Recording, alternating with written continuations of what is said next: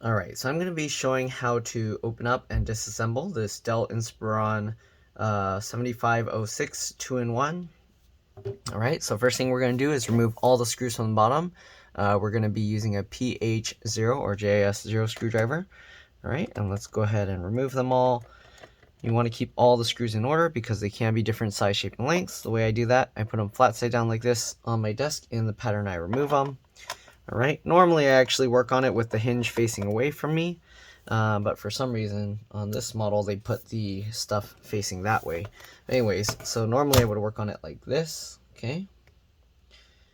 Alright, let me actually do this the right way, okay? Alright, and let's go ahead and get all these screws out. If this video helps you out, make sure to like, subscribe, share my channel with others so that they can learn how to upgrade and repair their devices as well. If it helped you save a bunch of money, please consider contributing a little to the channel. Every little bit helps and allows me to continue making these videos for a living. Alright, so let's go ahead and continue moving all these screws.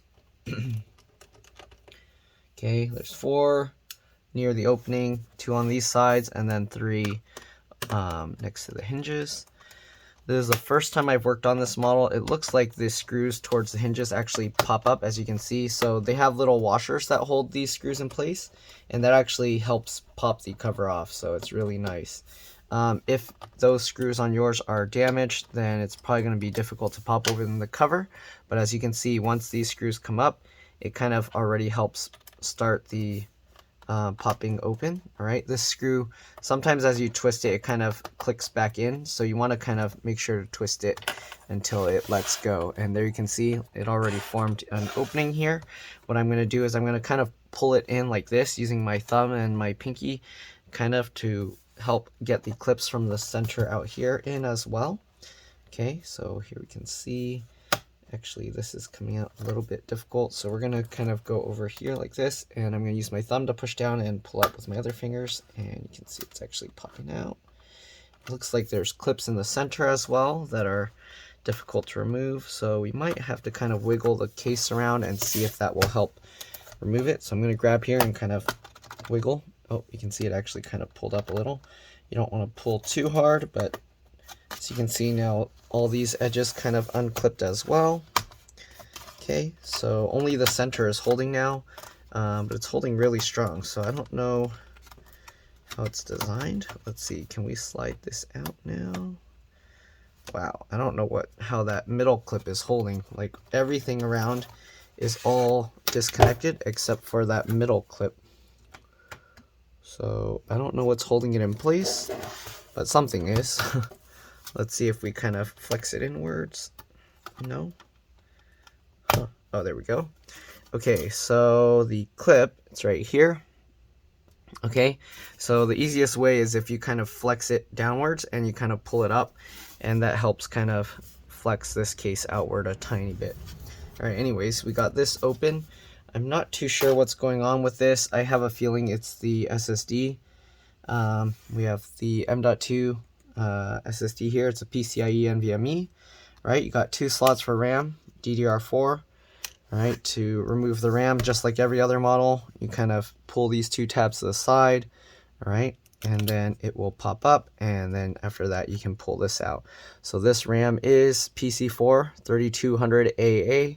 You should be able to upgrade with any PC4 3200 AA RAM. Okay, so this has 2 4-gig sticks, so 8 gigs total if you want. I believe they sell 16-gig sticks. The RAM or the DC jack or charge port is right here, connects like this. All right, and if you wanted to remove that, you do have to undo the hinge screws and then kind of lift this up a little bit. If you do that, be careful that the hinge doesn't like hit into here and damage that. And then there's 1 screw holding that down. It looks like a PH0 or JS0, though you do want to try with a PH1 or JS1 first just to make sure. Let me see if I can actually reach that. No, okay, kind of, not really, but yeah. All right, so what else do we got here? You got the LCD LVDS connector here. If you're gonna mess with this, you want to make sure to disconnect the battery first before doing that, and then open up the computer and press and hold the power button for at least 15 seconds to drain any residual power. If you don't, there's a good chance you can fry the backlight circuit. Sometimes you can burn the cable or even the screen. So be very careful with that. Make sure you do disconnect the battery. The battery connector is here, and it has these wings that you kind of just grab and then you kind of just wiggle to pull it out. And the battery model number here is right here, H5CKD.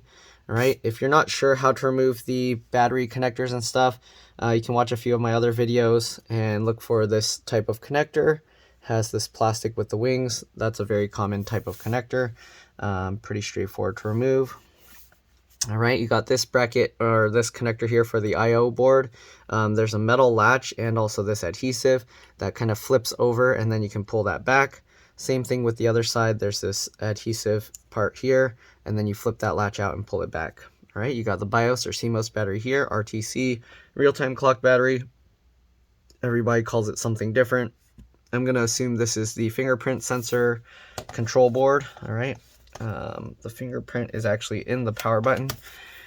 So yeah, all right. Then you got, what else? This whole board for the headphone jack, USB port, and SD card slot. So that's all on this one board that's removable. You got one speaker here with the wire running all along, all the way at the bottom, and then it plugs in. Where does it plug in? Oh, okay. That's interesting. So then it has this really long cable running over here, and it plugs in right there. It's pretty interesting that they designed it that way, where that cable runs so far. This cable for the battery actually is removable, and this part of the cable looks like one of those where you kind of pop it straight up, like some of the MacBook speakers and other similar computers. So if you are taking this out, I believe you can just kind of pull the cable up, but I try and get underneath and then pop it out that way. Anyways, I'm not going to remove all of this. Again, we are just here to check the SSD because it seems like the SSD is having issues. So I'm probably going to have to order a replacement SSD for this, and we'll try that out. You got the keyboard connector here with this little flip latch. You flip that up and you can pull it out. Keyboard backlight connector latches on this side. All right, hopefully you can see that. And once you flip those latches out, you can pull the cable out. I'm pretty sure this is the touchpad or trackpad. Yeah, it says TP1 up there. You got the wireless card here, very similar to all the other models. There's one screw. This metal plate will come out with that screw, and then you can go underneath the tails and pull the wireless antennas out. Again, if you want to see how to actually remove these and you don't know, you can watch some of my other videos. I try and show that in a lot of them. But again, because the only thing we're messing with here is the SSD, I just wanted to check what type of SSD is in here. You also have the CPU here that's soldered into place, so it's not upgradable unless you know how to somehow solder like a chip onto this kind of thing. You see all these little dots there, so that's for a GPU. So some models will actually have a graphics card, dedicated graphics card there. But yeah, there's some dust in here, but I'll clean that up later because we are going to have to, again, get an SSD and everything and swap that out. I don't have one on hand at the moment. Oh, I forgot to mention. So this little thing here on the side is one of the wireless antennas. There's one on either side. You can see the black wires going along. And then you have the other antenna here. Also has a black wire going along. And where does it go? Oh, and then they meet over here. So I don't know how this... I see. So this wire, they put like a white coating around it or something, and then you can see this goes over there. Okay, so that's just about all I'm going to show in here. Let me actually take the SSD out. There are two screws holding it in place. I might want to switch to a larger screwdriver. Let me see. I think... Okay, these are actually PH1 or JS1 screws, even though they look kind of small as well. But we'll take those two screws out. Alright, I'm going to have to order a new SSD for them, but it comes out like this. Alright, so this metal piece has to actually slide backwards because there's a little slot, a notch here, so let me show you what I mean. So here on the back there's a little notch, so this actually has to slide backwards before you can lift it up. Only thing is, as you can see, it makes this, I don't know if that bubble is already there, I don't see how it would have, yeah, there's no way it moves, so that's kind of weird. They actually put a bubble in here from the factory like that. Okay, then the SSD pops up like that, and then you can just kind of wiggle and pull it back. And this is an Intel Optane 512 gigabyte NVMe SSD. All right.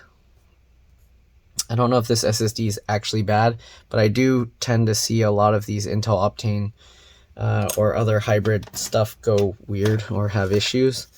Anyways, I am going to attempt to, let me see what I do with my other cable here. Oh, here it is.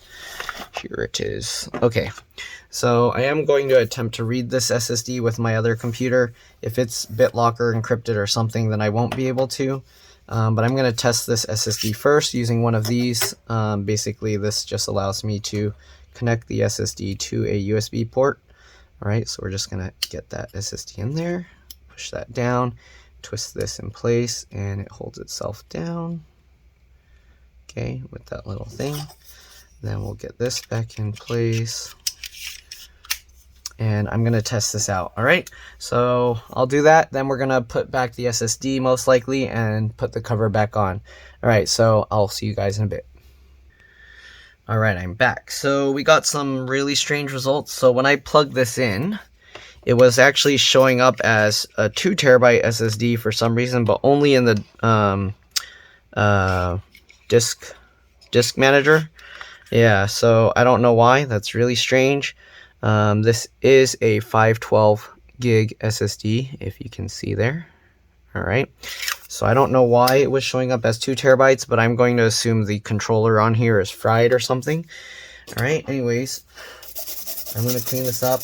Also, it was showing like the disk wasn't readable for some reason. Like it showed that it was partitioned, but I couldn't read any of the data on it, so that was kind of weird. All right, so what I'm going to do now, I'm actually going to leave this as is. We're going to put it back together just so you guys get the idea. Basically, you would put the SSD back in at an angle, put it back down, and then you would put this back on top. And again, this thing needs to slide in to get that little piece lined up properly. Okay, so yeah, I'm just going to put this back together, and I'm going to do a test real quick. I have a bootable cloning software that I was using earlier, and it wasn't even reading the SSD. Like, it didn't see it. So I have a feeling that it's almost definitely the SSD that's the problem. So I'm going to zoom out. The other weird thing, though, is when I tried running my cloning software with the SSD, the mouse would be really, really laggy, glitchy. All right, anyways, let's get this lined up. Pop the middle back in as well. Okay, and then we're going to go ahead and switch back to the PH0 or JS0 and get these screws back in. I always like to twist it backwards first to kind of, you can hear how it pops into place. Sometimes it doesn't make that popping sound that loud, but that's how I know that it lined up properly and it's going in the right spot. Okay, let's get all this back in. There we go. And the last one. Okay, and then we'll get the rest of these screws in, and we'll boot up from my cloning software and see if it has the same issue. I mean, I could do it from Linux too, but like a boot a Linux thing. But since I already know this was having issues, I'm curious if the symptoms will change. So if it does, then my original what do you call, suspicion, intuition, I don't know what you'd call it, findings or I would say they're correct. So if I find that the computer works okay after this, after removing the SSD, then I'm going to basically confirm that the Intel rapid storage, whatever Optane SSDs are not good and they keep failing. Because this isn't the first time I've seen these Intel Optane SSDs be a problem. So let's go ahead and get this plugged in. We're going to power on the computer and we're going to be pressing F12 so that we can choose the boot device. Okay, I haven't unplugged the battery, so it should boot up okay. I don't know if it's going to do anything weird. Actually, why did it just stop Do I need to plug it in? Okay, keyboard's on. It's doing something. The lights went on and then they went back off. So I don't know what's going on. Do I need to plug it in? Is the battery low or dead or something? I don't think I have a DELL charger here on hand. So let me go get my DELL charger. I'm going to plug this in and I'll be back. All right, I'll see you guys in a bit. All right, I'm back. Got a charger, so let's see if that's going to allow it to boot. I don't know what it's doing right now. It could be the RAM. I don't know. It powers up and then it powers off. I hope it's not some other weird issue that's going on with this thing. Oh, there we go. Yeah, see, I don't know what's going on. Maybe there's some other weird issue because it kept turning on, then turning it back off. I don't think the battery should be dead. Yeah, no, the mouse, as you can see, it's like stuck. It's not moving. What about the touchscreen? No? Okay, so maybe it just doesn't like this computer. Okay, I'm gonna try booting my Windows boot device because if I press tab, like it's like getting stuck. It's not even booting properly. So I'm gonna hold the power button and shut this thing off because it doesn't seem to like this software at all. I don't know why it's detecting their SSD as like 2 TB or something though. That's really strange. So I don't know if it's a issue like combination. I'm gonna try booting the Windows boot thing just because maybe it'll have less issues than if I were booting the Linux. Okay, so we're gonna boot the SanDisk Cruiser Fit 64-bit version of Windows 10.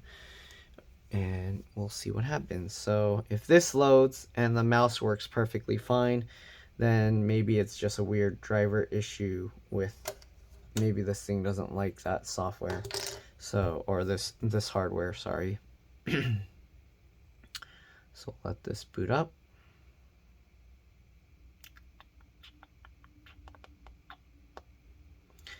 Come on, keep loading. Okay. So here you can see mouse actually works perfectly fine here. So I think it just doesn't like this for some reason. Let me try putting the SSD back in. We're gonna boot the Windows installer and see what shows up. All right, I'm holding the power button to shut it off.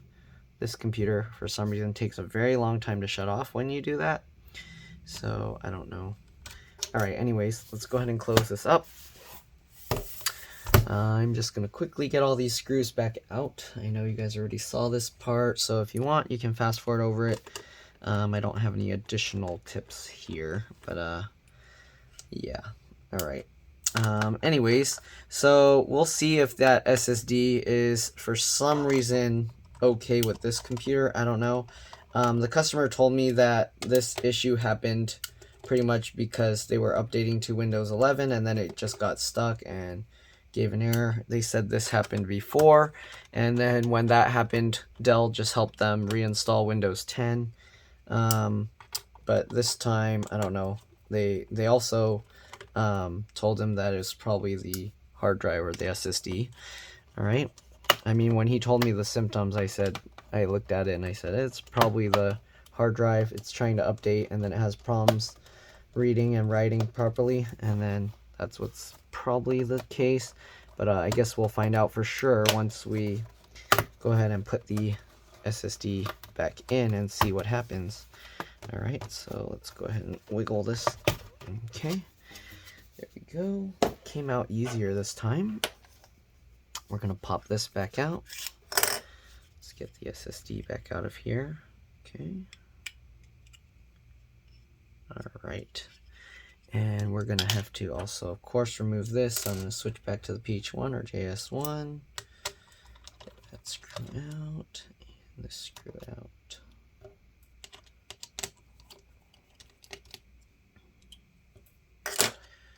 Okay. Get this out. All right, let's get the SSD. we'll put that back in at the angle. Okay, get that back in, and then we'll put this back down. So again, this thing goes in, goes down, and then after that you have to kind of slide it into place. All right, let's get these screws back in.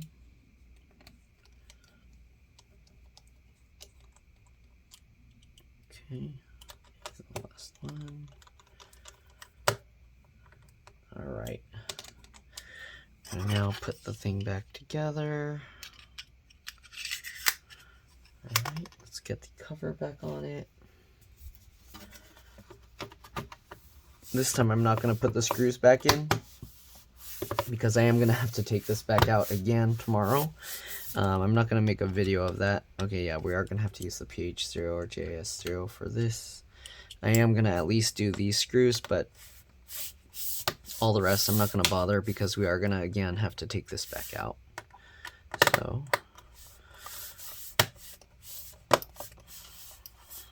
okay, and the last one. Okay, there we go. Alright, let's flip this back over again. I'm going to put back in the Windows installer, and I'm going to see if it actually detects the SSD properly or if it's going to show a 2 terabyte SSD for some reason. So we're powering it back up, pressing F12. Oh, let me plug this back in. That might help. So again, I don't know why I powered it on and then it just shuts off, as you can see. So I have a feeling there's some other weird hardware issue. Okay, it turned itself back on. Maybe it's just doing some weird power cycle thing. Okay, it's turning itself off and on and off and on. Very strange. There we go. F12. I can actually see the Intel Optane here, and this actually shows up as 480 gigs, so I don't know what's going on here. Let's open the Windows 10 installer again and see if anything strange happens.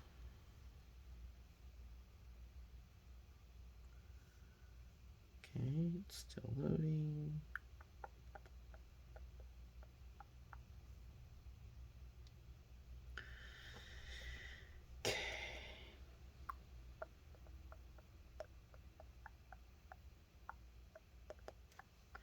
Okay, we're going to skip over install. I'm just curious what it's going to show for the partitions, or if it's going to show the partitions properly at all. I don't know why my computer was showing it as a 2048 gig drive. So we'll see. Accept, custom. As you can see, the SSD doesn't even show up in the Windows installer. So something is wrong here. It's not reading the SSD properly. So most likely, once we replace the SSD, it's going to show up here just fine, and we should be good to go. All right, so that's pretty much all there is to this. Here you can actually see they also show the model number, Inspiron 7506 2N1. So I don't know, they put 2N1. I might have to start putting that in my titles of my videos. Maybe that'll help people find it. But yeah, okay. Not detecting the SSD in the Windows installer. So hopefully I'm right that it just needs a new SSD. I'm holding the power button to shut it off. It's taking forever. Finally. Okay. And there we go. So yeah, that's pretty much it. Hopefully this video helped you guys out. If it did, make sure to like, subscribe, share my channel with others so that they can learn how to upgrade and repair their devices as well. If it helps you save a bunch of money, please consider contributing a little to the channel. Every little bit helps and allows me to continue making these videos for a living. But that's pretty much it. Let's drop this. See you all in the next one. Bye.